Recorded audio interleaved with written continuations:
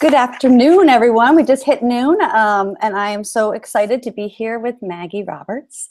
Maggie is going to be talking in session 2, workshop number 6, today about being your favorite teacher, exploring the art of great teaching. I love that title because teaching is an art, and when you see it, you know it. I'm so excited to hear some of your thoughts about that today. Many of us know Maggie. She is a member of the EdCollaborative Network. She's an internationally recognized expert in elementary and secondary literacy, technology, integration, and content area literacy. She's a co-author of a book Tammy and I love, the popular new book, DIY Literacy, Teaching Tools for Differentiation, Rigor, and Independence. It's one we always have with us. We also feel like you're with us all the time whenever we're teaching writing, because you'll find Maggie in a lot of the Teaching Calling Readers and Writers Project Unit of Study books on teaching writing. You can also find her on the Nerdy Book Club, 2 Writing Teachers, and you can learn more about all her articles, videos, and resources at kateandmaggie.com. So if you want to follow the conversation, because we'd love to hear your thoughts as Maggie is presenting today, you can follow along on Twitter, hashtag the EdCollabGathering, hashtag 6, because this is workshop number 6. So at this, you have to unmute your mic. Hello, everybody. It's so nice to be here. I always get so nervous because it feels like just me and my computer, but really it's me and many other people. So I am so glad that you stopped by today. And I already feel the energy on the previous keynotes and sessions. And so it makes this time slot really energetic and joyful because it's just riding the energy of the session so far. So this quick session is going to be about teaching. The title is Being Your Favorite Teacher, Exploring the Art of Great Teaching. And I imagine potentially when you saw that title, perhaps you thought about your favorite teacher. That was one of the hopes. And if you reflect on your favorite teacher as you settle into this session, what do you remember about him or her? What made them a favorite of yours? You know, for me, as I was planning this session, I was thinking all about Mrs. Fuller. And Mrs. Fuller was my 5th grade teacher. And I just have so many stories that go back to her. And speaking of stories, she was a storyteller. She made history and books come to life with theatrical performances and monologues and spontaneous storytelling. And she also was a coach. I mean, there was a bit of Miss Fuller that was very no nonsense. And she pushed us 5th graders to practice a lot. I remember being in book clubs in her classroom, which now in retrospect is really interesting because it was a bit ago. And she was pushing us to practice independently by kind of drifting over and giving us a couple of coaching moves and then drifting to another group. And so when you reflect on your own Mrs. Fuller, whoever your favorite teacher is in this moment in time, chances are it wasn't necessarily the teaching method that made him or her memorable. You know, like I think, man, Miss Fuller's guided practice was awesome. Like I don't think like that's what makes her iconic in my memory of great teachers. I think that chances are you remember how you felt with them, the magic he or she had. Their persona was probably a little bit bigger than life. And so today we're going to talk about teaching. And specifically, we're going to be talking about the art of teaching. And when we talk about the art of teaching, what do we mean? And how do we as a collective of educators teach teaching, right? How do we as a collective invite people into this profession from any ages or any background and teach the art of teaching? And so there's a lot of ways that we talk about teaching in our field. And in a sense, there's a ton of ways that we teach teaching. One is that we will think a lot about methods of effective teaching. This is something that I get really excited about, is going into classroom and experimenting with different methods of teaching, things like demonstration or guided practice or inquiry. A second way I feel like we talk a lot about teaching are teaching frameworks, like workshop teaching or project-based learning. A third is just great teacher stuff, right? Anything from a philosophy that you use, or more so a scripted program, or a book you like to teach, or basils, or whatever is your jam when you're thinking about the teaching stuff. What do you teach? And as my mind drifted on those three things, like when we talk about teaching, we think about methods, we think about frameworks, we think about stuff. There are lots of organizations out there that teach teaching. And they take on this hugely important work of how, as a collective of educators, we kind of teach this art of teaching. They have this responsibility of sculpting future educators and innovating and strengthening the educational system. There are undergraduate and graduate educational programs. There are amazing organizations like UTEP in Chicago and the Fellows in New York City.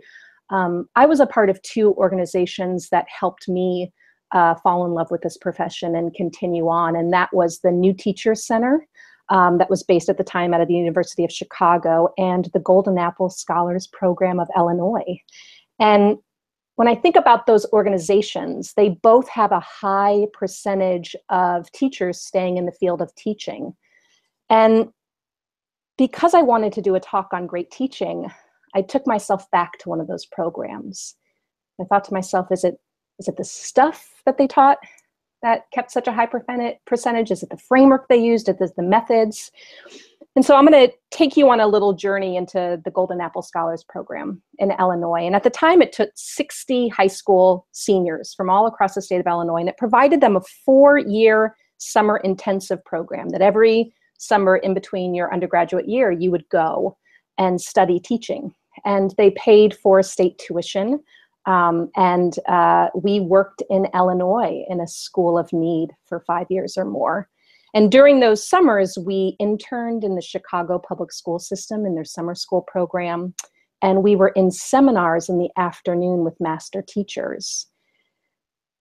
And I kept all my notebooks. We're teachers, we keep things. And I was reading through the notebooks, and I saw that we learned a ton. We learned a lot of content. There's a lot of math inquiry and science. We studied pedagogy, social justice education, cultural literacies, and we studied methods of teaching for sure. We would be in workshops and inquiry.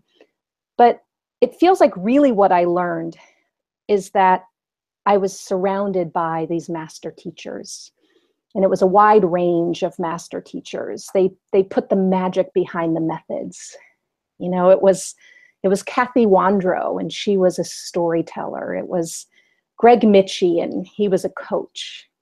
It was Jane Urist, and she was an artist. And Doc Emil Haberlin of DuSable High School, he was a scientist. And nearly 20 years later, when I think about great teaching, this is what I remember. I remember these archetypes of mentor master teachers. And so this is today's workshop. We're going to study 3 archetypes of great teachers with the intent to do a couple of things. 1, understand that archetype or identity as a teacher and its purpose. 2, when it might be useful.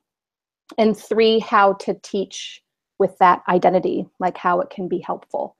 And so it's my hope that some of these teaching identities can put the magic behind your methods of teaching, and put the magic behind the stuff you teach, and put the magic inside the framework that you inhabit, and that we can tap into these archetypes at purposeful moments during our lessons or our units, so that the whole goal is to help kids remember, help kids engage, and help them take on their own learning. The whole goal is to have a kid 20 years later not exactly remember what you taught, but perhaps how you taught and what you embodied. So let's talk about, I feel like, kind of to organize our notes and our thinking together, I'll go ahead and talk out 3 different archetypes. And at the end of each little mini session, I have a slide that will cover a lot of the content and will give you a little time to process. And the first archetype I wanted to start with is the storyteller. Okay, the storyteller, we're going to be thinking about for the next few minutes, teaching as a performance art. Okay, teaching as a performance art.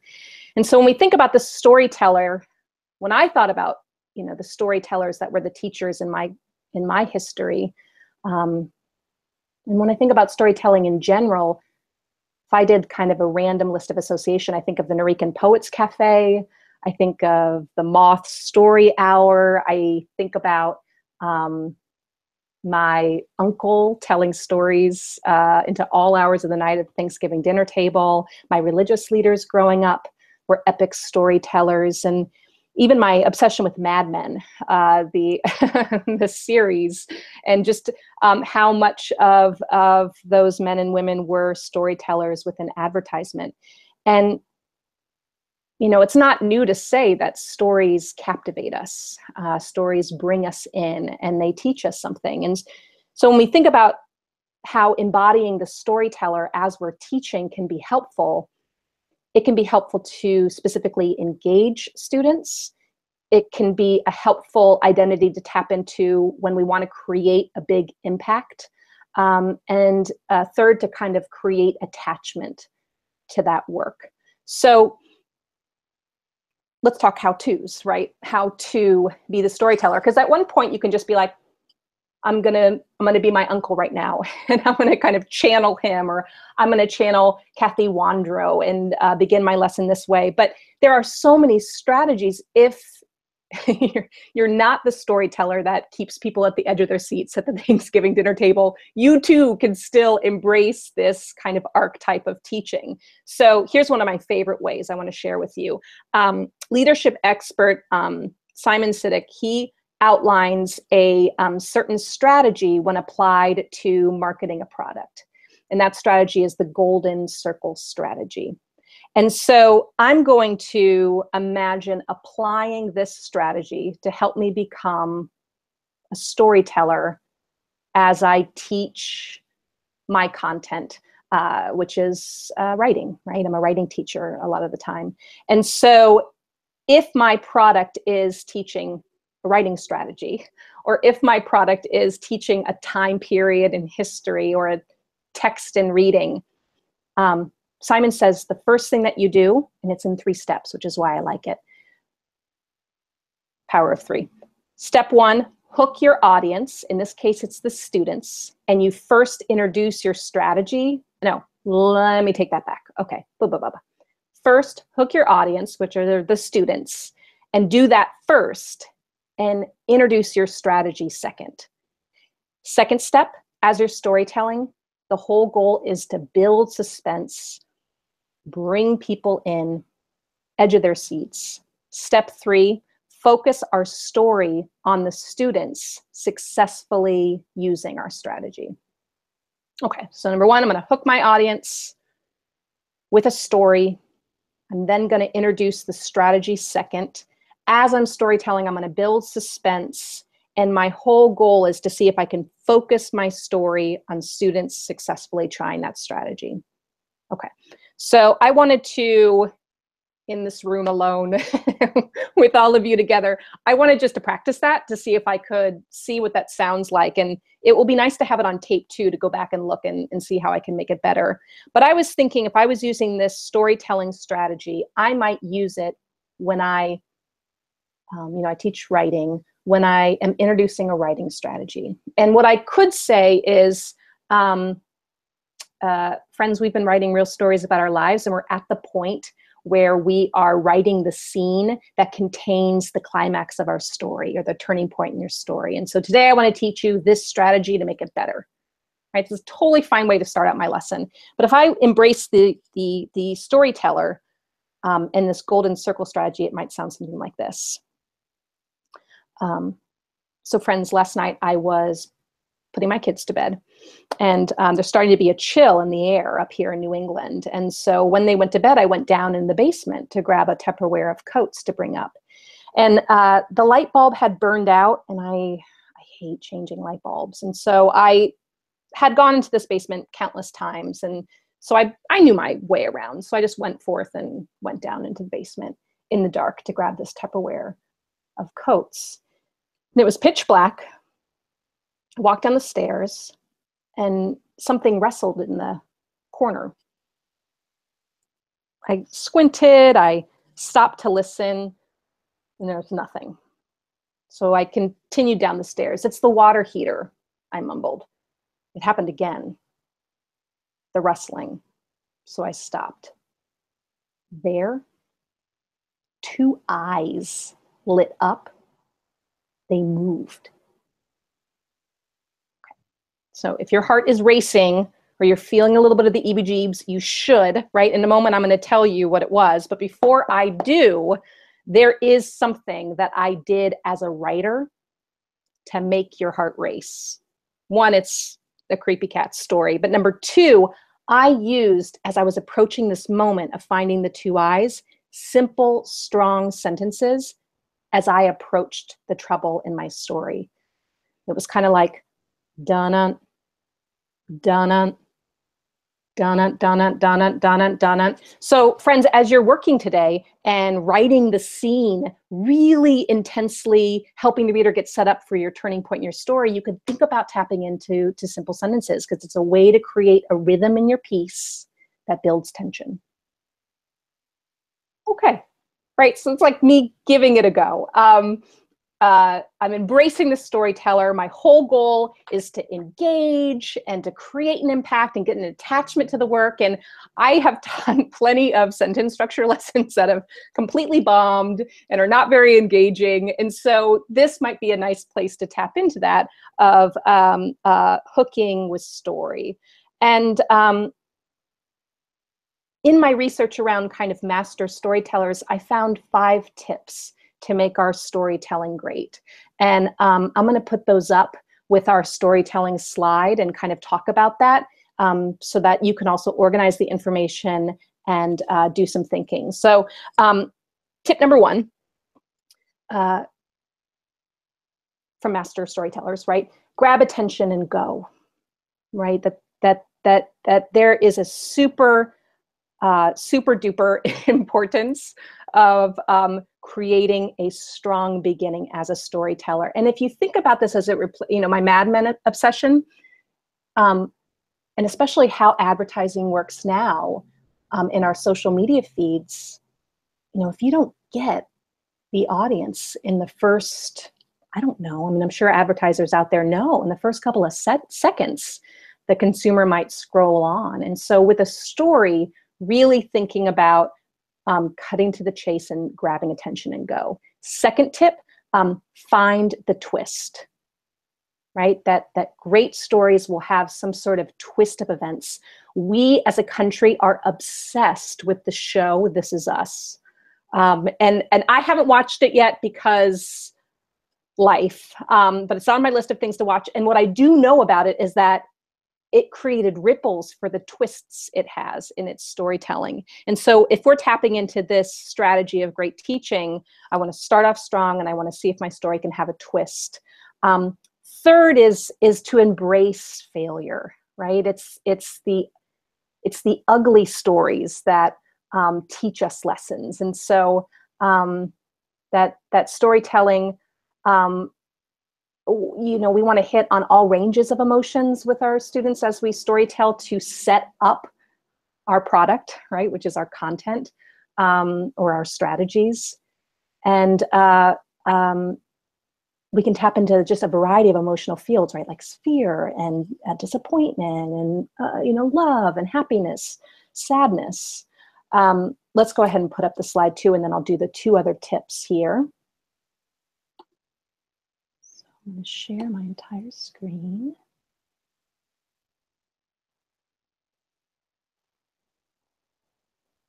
All right, so I'm here in white, right? We're going to embrace our failures.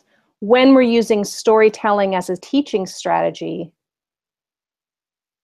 we want to make sure that we, in our stories, remember that great stories have problems and ways to overcome that problem. So presenting the trouble and the solutions. And those solutions don't mean to be like troubles fixed, right? Like the solution to the 2 eyes that I saw in my basement may not have ended up me becoming best friends with the creature that was down there. So the solution doesn't have to be this like hunky-dory moment, but it is, the brain craves completion. And so when we're storytelling, kind of giving students kind of that closure to it. And then the 5th tip is think memoir, not biography, right? That when we're using storytelling as a strategy of great teaching, there is this real power of leaving something out.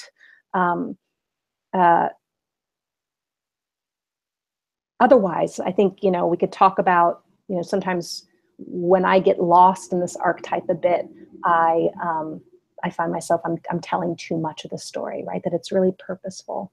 So I'm going to leave up this slide for a moment of think time, or if you're watching this with colleagues, talk time, just so that you can capture some of this thinking around storytelling as teaching as a performance art. And maybe you just think back to your past week of teaching when you did use this archetype, either knowingly or unknowingly. How you could have used this archetype to set up some content you were teaching. What would be your story, right? How might it go?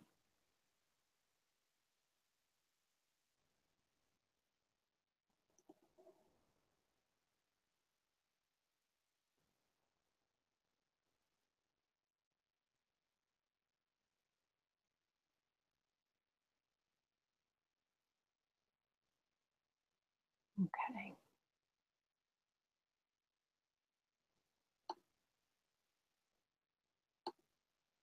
Okay, I should be back here. Okay, so some of you noticed that my original title for this workshop was included the phrase clear eyes, full heart, can't lose. And I immediately am your best friend if you know that reference. This is going to set up our second section, or a second archetype that we're going to explore together, which is the coach, right? Teaching as mentorship. Okay, so we've got the storyteller, teaching as a performance art. We've got the coach, teaching as mentorship. And so let's think about what it is, right? When I think of coaches, I immediately think of Coach Taylor. Like this character is like a real person in my life, right? Coach Taylor is from Friday Night Lights. And when I think about Coach Taylor and all that he embodies as a coach, I feel like he would say he's a leader, he's a teacher, he's a disciplinarian, he's a friend, he's a mentor, perhaps even a therapist at times, right? And so embodying the identity of a coach. And in full transparency, I really think about like sports coaches. It's just something that speaks to me. So when I'm thinking about kind of coaches as sports, and when that might be a helpful archetype to tap into, one is when I, as a teacher, want to encourage a lot of practice and application.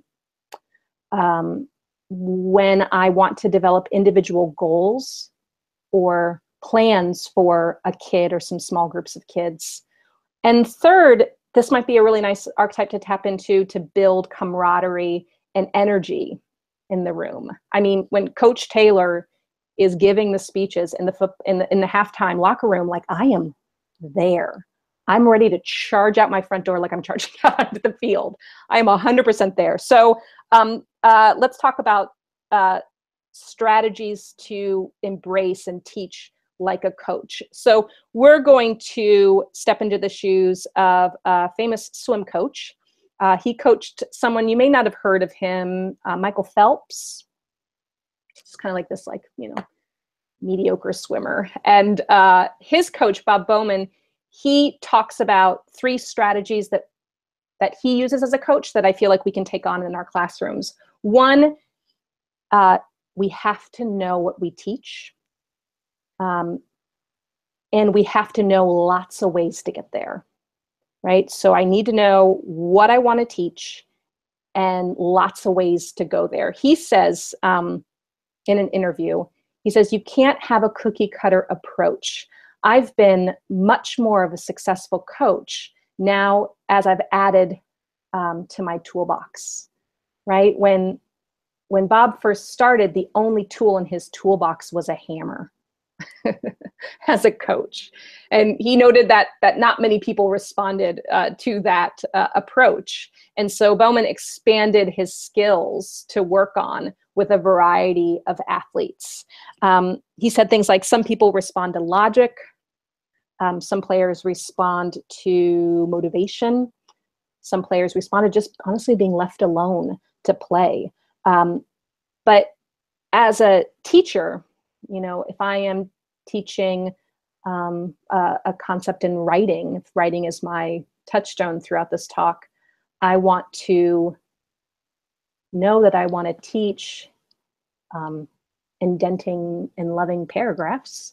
And I do know as a coach, I want to have a lot of ways to get there, a lot of ways to help kids get there. So one strategy is to know what we're teaching and lots of ways in to that work. Second tip this swim coach gives is do the work of your teaching, right? That we see what we know. And so if I haven't played the sport, it's hard for me to see and know the nuances, right? So I was born and raised in the Midwest. I do know a lot about football. And when I watch a football game, I know so much. It's not like I played the game, but I know so much of it that I can see a lot, right? I can say that that player is inches from the first down. But if I watch baseball, which I don't know a ton about, and I never played, I don't have much to say when I watch that sport, or if I were to coach that sport. Like I might be like, nice hit. That was good running. So, and I feel like we know this instinctually, right? That kids can get a sense pretty quickly if we've walked the walk in our classroom. Donna Sandman is a middle school teacher among many things, and is kind of is a real intellectual mentor for me as a middle school teacher. In her talks, she'll say that she has never taught a lesson that she hasn't tried herself, and I think that that's really key to teaching as a coach. The third strategy is that to know and be really clear to kids that they can outgrow themselves daily, right? Bowman says, be a little better today than you were yesterday. And if you do that enough days, you've traveled a great distance. So let's do an example. I was working in a school in Massachusetts outside of Boston a couple of days ago, actually, and we were going to teach our lesson after we had kids do a little bit of writing. We were just kind of disrupting their structure of workshop and getting them to write a little bit, having our lesson, a couple minutes into the day. And so we set the kids up to either continue writing their entries in their notebook, they're writing stories, so continue writing the story in their life, to write it again, or to write a new story. And the only non-negotiable was to write better than you did the day before, because you are a better writer today than you were yesterday, even if it's by this little bit. And we use, the teachers and I use that language with the students, and it happened so soon that I don't have his writing sample yet, but a student named Joss, really took that on to the point that before our lesson, we had to really stop and read his yesterday's entry and his today's entry, because it was just better. And I think a part of that is that there was like a lot of teachers in the room, like studying the kids. But I also feel like, it was that coach in us saying, you are better today than you were yesterday. Even if you're not better, you're a different writer today than you were yesterday. Let's see it. And allowing kids that opportunity. So in studying master coaches, if you will, these were 5 big tips I came across again and again and again. And again, I'll put up a slide for you. So these were curated by Sarah Green Carmichael in the Harvard Business Review. And she curated these tips from master coaches. Number one, lead by example, right? Joe Girardi says you have to lead by example. You ask your players to be mentally and physically prepared, so you need to be prepared. Number two, encourage or value encouragement before critique. And when the critique happens, great coaches will say, give that feedback right away. Soccer coach Sir Alex Ferguson says, few people will get better with criticism.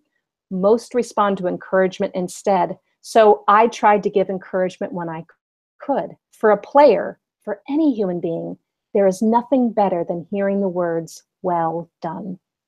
Those are the two best words ever invented. You don't need superlatives, right? And Ferguson goes on to say, when you do need to give feedback, we have to give it right away, right? That after, while the kids are playing the game, I don't wait till the next weekend to give them the feedback. I tell them immediately, right as the game is being played. So one, lead by example. Two, value encouragement before critique. And when we do give critique, we give it in the moment.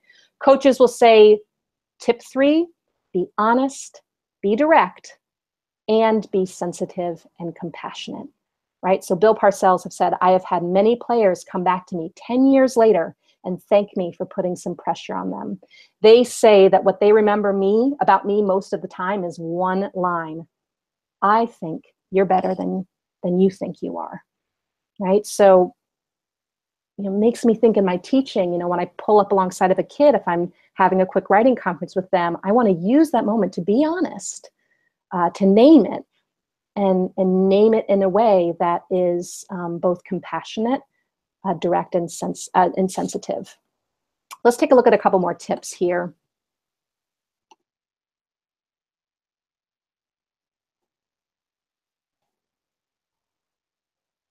Right? Be honest, be direct, be sensitive, and compassionate.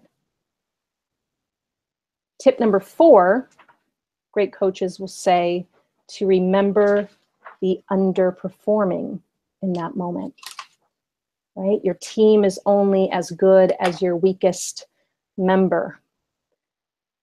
Bill Walsh has said that the difference between winning and losing is the bottom 25% of your people, right? That most coaches can deliver to the top 75%, but the last 25% only blossoms in the details, in the orchestration of skills, and in the way that you prepare.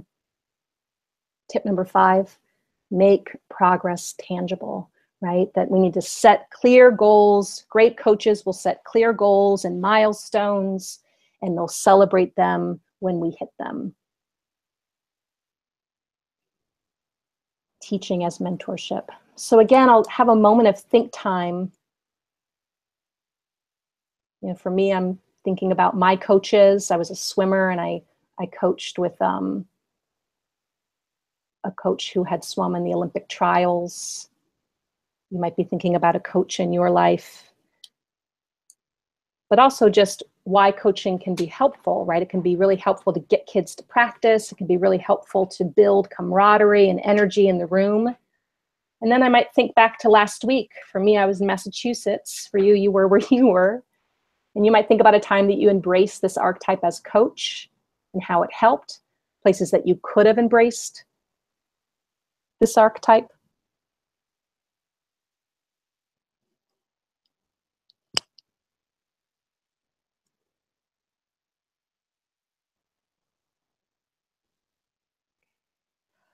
Let's close out our third, right? Teaching as a storyteller, teaching as a coach. Let's talk about the scientist, teaching as inquiry. When we think about scientists, things that come in mind are inquiry and questioning, analyzing data and looking for patterns. Great scientists solve problems and they set up experiments for the unknowns. And this archetype, this identity as a teacher can be helpful when I really want to help my students layer their thinking and create meaning, when I want to encourage self-directed learning, and when I want to promote critical thinking.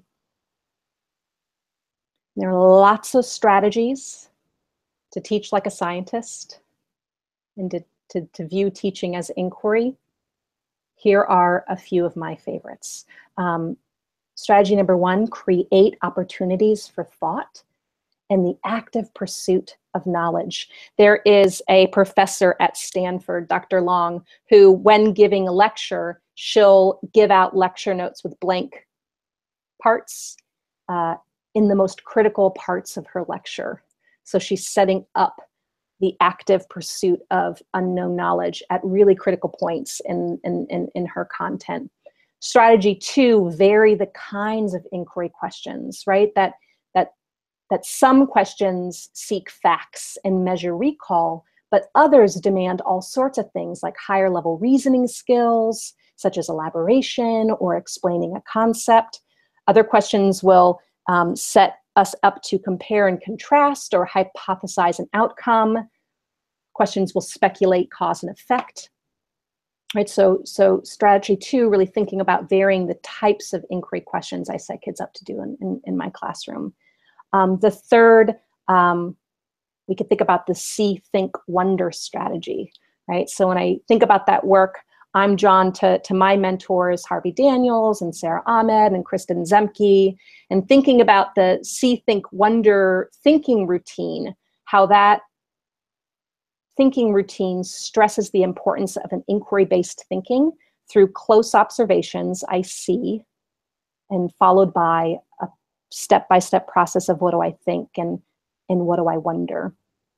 And so if I think about, if I think about teaching like a scientist as I teach writing, in this work of inquiry and looking for patterns, seeking knowledge, you know, perhaps it's like right now it's in the beginning of the year. So when I'm working with teachers, a lot of our students are writing narratives or memoir or story. And we do want kids to be able to write a story or from their lives or imagined that conveys a theme or a message or as a heartbeat to the piece. And I feel like if I was taking on the persona of a scientist, I'd want to really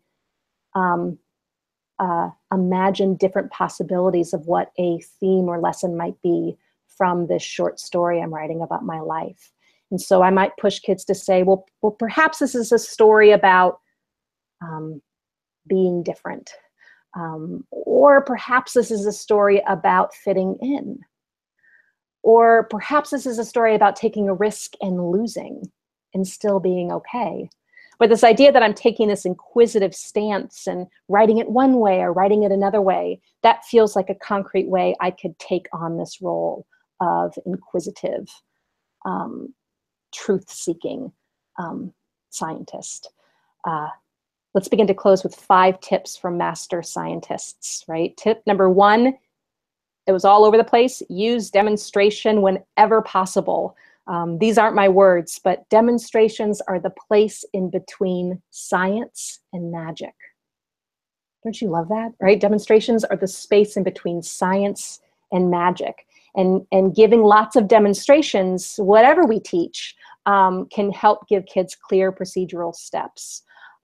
Tip number 2, use questions to build confidence rather than using questions to induce fear.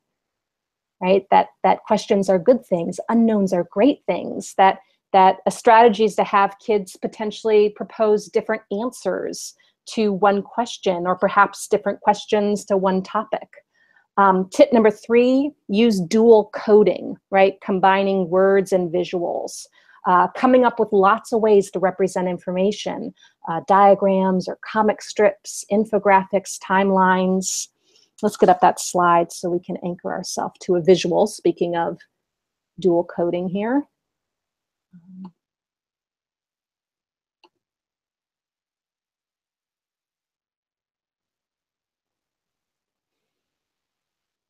Number 4, try focused listing, right? Focused listing involves asking students to produce a list in response to a specific question. For example, list as many biological characteristics of the human heartbeat as you can, right? That will quickly generate a large number of responses from the class, right? So if I'm thinking about, create a focus list of all the possible themes that you can imagine in this short story, or possible themes that you want to convey in your piece of writing. And then the fifth that did come up a lot was think, pair, share, right? In the context of tried and true methods of scientists, that we can reconstruct prior knowledge based on new experiences and new learning. And that when I think and I pair up and I share, that share is not just repetition, but it's reconstruction of prior knowledge based on new learning, based on what other people are thinking about. And it's fun, this work, and playful because, it helps at least me think about what archetypes are a little bit more natural for me as a teacher, what archetypes are more challenging, what units kind of beckon a different kind of voice. We did 3, but there are lots of others that we could think about, right? That a fourth archetype is the artist, teaching as exploration. My aunt Linda has been an art educator for 30 plus years, and when she teaches, she's in a studio and asking kids as young as 2 and 3 just to be in the paint, just to be in the material and explore. When can I harness her in my teaching? The activist, teaching as an action. The therapist, teaching as listening. The architect, teaching as design. I think about those teachers that set up space in a way that just runs the classroom. My toddler is just beginning pre-K, and I just sit and admire these teachers' classrooms and how they're trained and skilled to set up a room that beckons learning. So, hi. I want to end with a quote, teacher, and it's from the first book of an exceptional book about the art and exploration of teaching, and it's aptly titled "To Teach" by Bill Ayers. One thing becomes clear enough: teaching as the direct delivery of some pre-planned curriculum, teaching as the orderly and scripted conveyance of information, teaching as clerking is simply a myth. Teaching is much larger and more alive than that. It contains more pain and conflict, more joy and intelligence, more uncertainty and ambiguity. It requires more judgment and energy and intensity than on some days seems humanly possible. Teaching is spectacularly unlimited. So teaching, albeit all-encompassing, is something that we can work on, whether we're year 1 or year 41 in this profession. And there are practical ways to find this magic behind the methods and embody our favorite teachers of our past. Whether we're building a unit or a week or a day, it's fun to play and think about these identities in mind as they can connect to the goals that you have for the students in your classroom. My hope is that at the close of this workshop, you feel a tiny sense of freedom and fun and unlimited possibilities when we talk about nurturing our profession that we hold so close to our hearts, that we are sitting in our pajamas on a Saturday doing our own learning together. So whether you're the storyteller, the scientist, or the coach, thank you so much for your time. I'd love to stay in touch. Thank you, thank you, thank you. I know everyone watching, as well as myself, is so overwhelmed by your presentation. The reminder to all of us to take the time to examine and honor teaching. The moves that we make as teachers that cause our students to feel and to engage and to live right, their lives and to be a part of their own learning. So I know there were so many times I couldn't tweet because I was really so engaged in your story. I tried my best. But I think you gave us so much to think about today and others at the end, but teachers as storytellers, coaches, and scientists. So this is definitely one I think many of us will be watching again and again. There was so much to it. Thank you. So thank you so much. Up next, we have a quick break. People can get some food and join us next.